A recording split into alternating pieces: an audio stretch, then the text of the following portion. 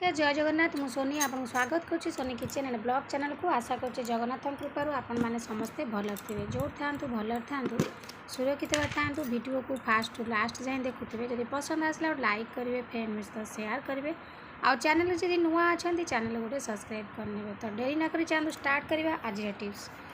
Tips अच्छे आपणकर face को लेकिन आपको आप हाथ और पादर जब खरार टैनिंग पड़ जाऊँच हाथ और पाद ताले हाथ और पादर आपको लगे पारे ये जो रेमेडी मुझे देखेबी। तो प्रथम आम नहीं जावा ग्राम फ्लोर बेसन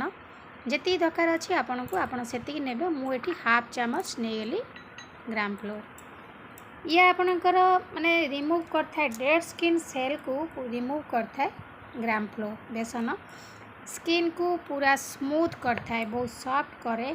anti bacteria and anti inflammatory property अच्छी आपणकर ग्राम फ्लोर रे ये आपणकर आक्ने दूर कर आपणकर फेस रु बैक्टीरिया को मारिबो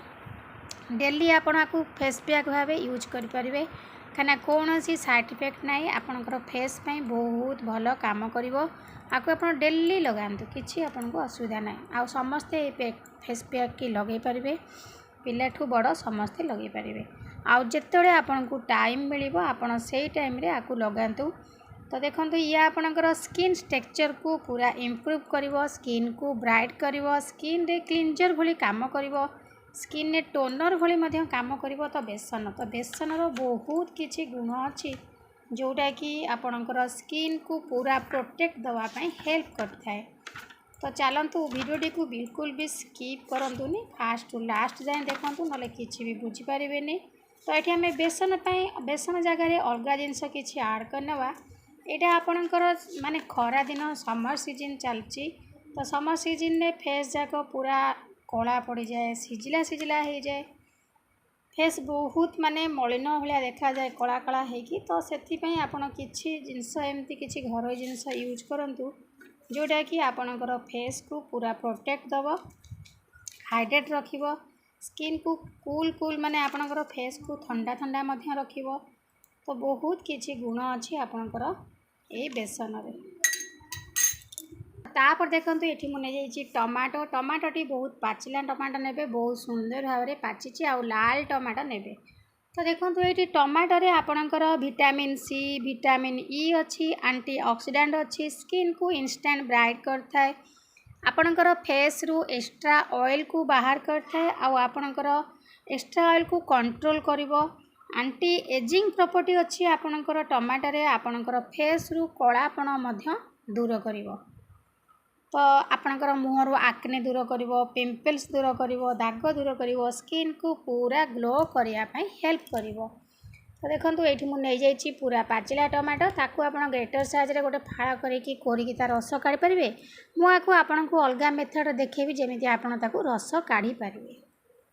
आराम से आपनकर रस बाहर आसो। देखो ये मु टमाट को छुरी साहाय्य टिके कणा करनौछि कणा करके ताकू भल भाव में आम एमती चिपुड़ी नवा चिपुले कौन हम ना तार रसटी आराम से बाहरी आसो आपन को आउ ग्रेटर साहाय्य कोरिबा को पड़ोनी तार आराम से रस बाहरी आसो। तो यही भाव जब आप माने चिपुड़ी की नहीं जाए भल पाचिला टमाट ने भल काम कर। तो देखो ये मुझे चिपुड़ी की नहीं गली तो ये भाव में आप टमाट को चिपुड़ी की तार रस टी भल से काढ़ी नियंतु।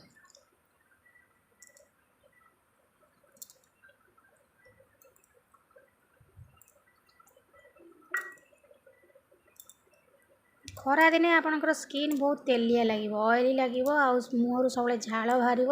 चिपचिपा लगे आ शीत दिने आपणकर फेस कौन हम ना पूरा ड्राए हम। तो ये देखो टमाटो रस आउ बेसन को आम भल से मिसई नवा तो दुटा जाक जिनस को आप भल से मिसई नियंतु। मिसई सारा परे आपणकर फेस को भल भाव धोई नियंतु धोई सारा पर आपको आपणकर फेस रे लगातु। ये जो रेमेडी मुझे आपको देखौछि आपणकर जो खरारे बाहर हाथ पूरा गोटे लेयर सीझी जाए तो सीझी गला पर गोटे लेयर पूरा कला देखा जिवो आ टिके याड ऊपर सफा देखा कौन करेंगे हाथ पाद पिठी तो ये सब जगह में बढ़िया से लगे नियंतु टैनिंग पूरा दूर हो।